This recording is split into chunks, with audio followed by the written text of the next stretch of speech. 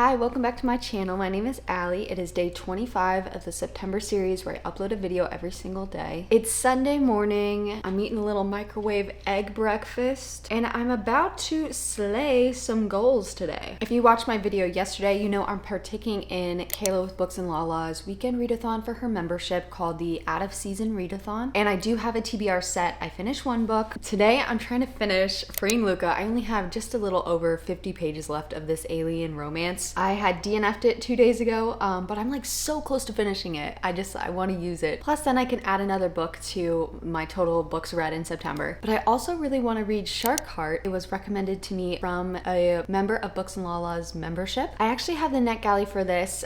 It did come out in August, so I'm a little late, but I've been very excited. So yeah, those are the plans today. I'm gonna try to finish this. I am skimming a little bit, okay? I'm not loving this couple, but I think we're gonna actually run into some action here if the last book is any indication, so that should be fun. Also, for any football fans, did you guys see the crazy score that the Dolphins had? My husband is freaking out. I'm trying to be relatable. I'm glad you mentioned it. That's cool. Conway scored 7 touchdowns. And what was the final score? 70-20. And the final score was 70-20. Wow. Okay, I just finished Freeing Luca. It took me like not very long at all. I should have just finished it the other night. Also, yes, I only wear my hoodie now.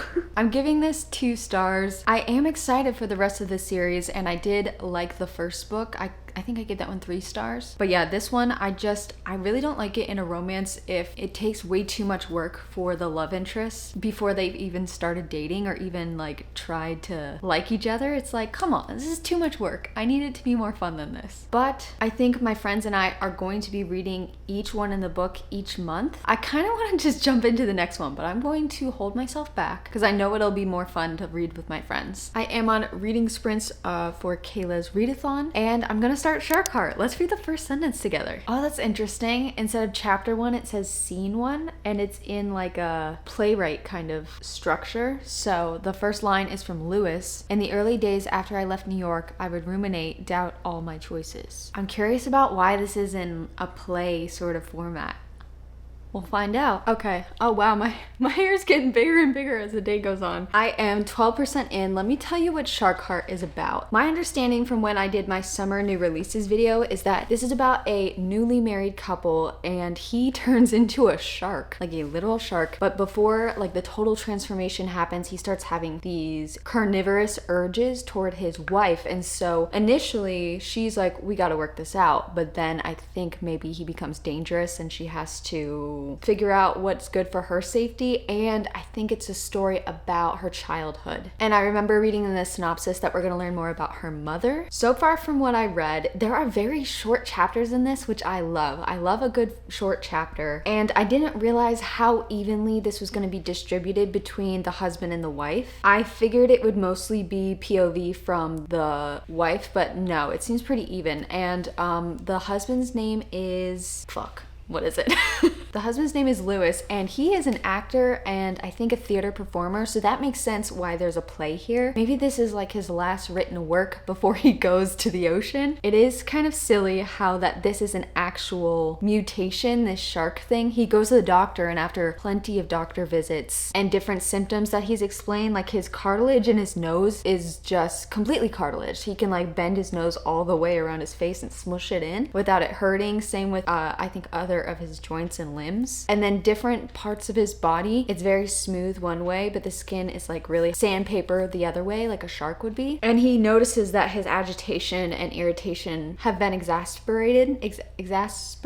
I can't say that word. You know what I mean. It's happening more often and at higher levels. Exacerbated. I think that's it. 12% in though, he has not told his wife what's going on. So that's gonna be an interesting conversation. The wife, our other main character, her name is Ren, and she is very type A. She's very making a list, sort of serious, and he is very playful, very lighthearted, very silly, unorganized. So they are opposites attract. And I'm so sad for them because they actually seem like a really sweet couple that bring out the differences in each other. So it's gonna be devastating to see them struggle with this. I wonder if it's going to feel a little bit Oh no, that's a spoiler for the book I was about to mention, so I can't say that. I do have the audiobook from my library, and one of my prompts for the readathon is to read a book outside. I don't think we plan on going anywhere today, so I might take this outside for a little walk if it doesn't rain. And I want to finish this in one sitting. Wish me luck.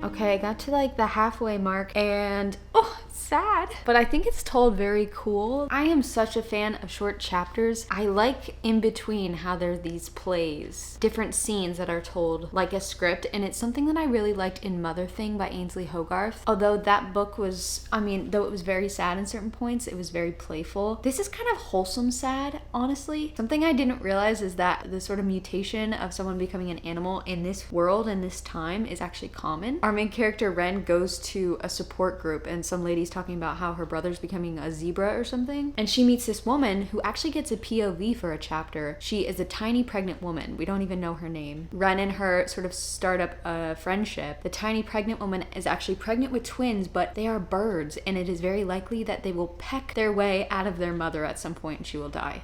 So yeah.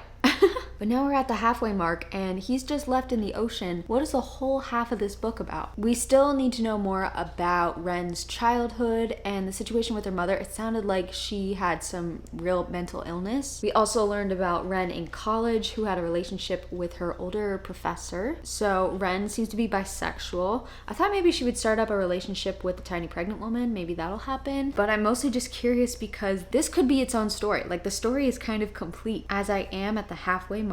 So anything could happen, really. Burgundy's on the oaks, greasy Ave every Sunday morning, Maplewood in the smoke, like a spirit, we feel it, it's taking us under, any fire will stoke, find the answers that had their meaning, windy was like the roads, if we dream it, we'll fall into wonder.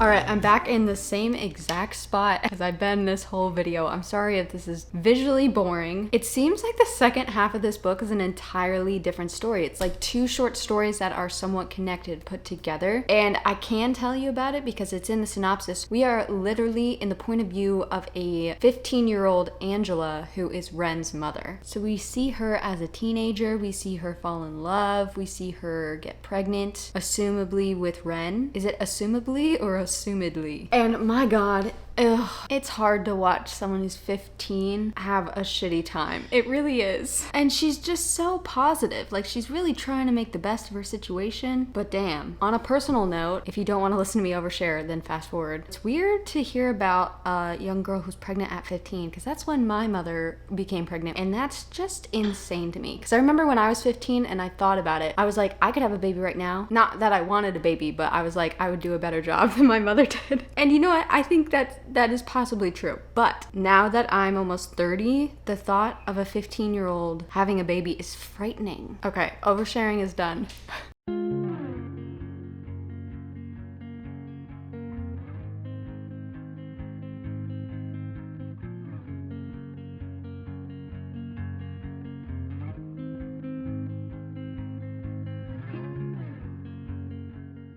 All right, I just finished. I feel like this is one of those books where I don't know what to say immediately after. You know what though? It really reminds me in tone of this book I read at the end of last year called Sam. This is not magical or like sci-fi or anything like that. It's just a coming of age story, but it was told in such a similar way. It was like short chapters. This one, some of the chapters were just like 1 or 2 sentences long, and I love that. I feel like the pace is really good, even though it is a very slow moving book. There are a couple scenes near the end that were actually funny. Like I laughed out loud. They were a little silly and I love that. There was also a little section where there were like footnotes, and again, I feel like that added to the comedy, and I just really liked it. But overall, this was pretty sad but happy. It was like, I don't know, a song by The Cure or something. It was a story about grief, but also being grateful for those that leave you.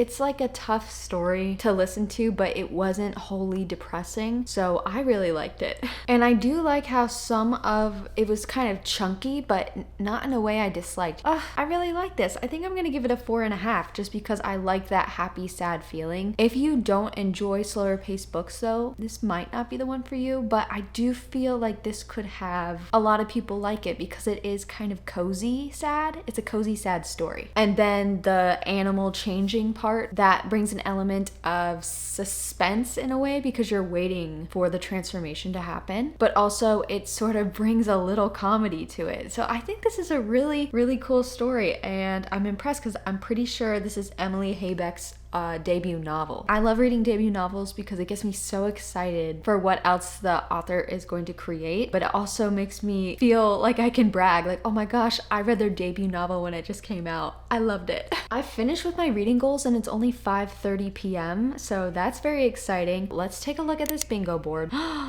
So I do have a bingo, that's nice. And now I have just 10 spaces so I can try to find the perfect TBR for next time we do this readathon. Anyway, I've had so much fun doing this. I feel like it gave me something to focus on this weekend besides just the readathon. I feel like it added an element of a challenge, which is just always exciting and always makes me want to read. I definitely want to participate in more readathons moving forward. It's so fun and I like the sense of community, and I just love a goddamn bingo board. All right, let me do my stats for the September series. I've now finished 16 books, which means I have completed and now surpassed my goal for the month, which is very good. Today I read 52 pages of Freeing Luca and 416 pages of Shark Heart. Did not feel that long at all. And I think it's because some of the paragraphs or pages were just like that much text versus that whole page. Does that make sense? So if you didn't have to go on to the next page for the next chapter, it probably would be like half the size of that, honestly, I feel like. But I will be taking credit for all 416 pages. Today, in total, I've read 468 pages, which makes my total for the month of September 5,662 pages read.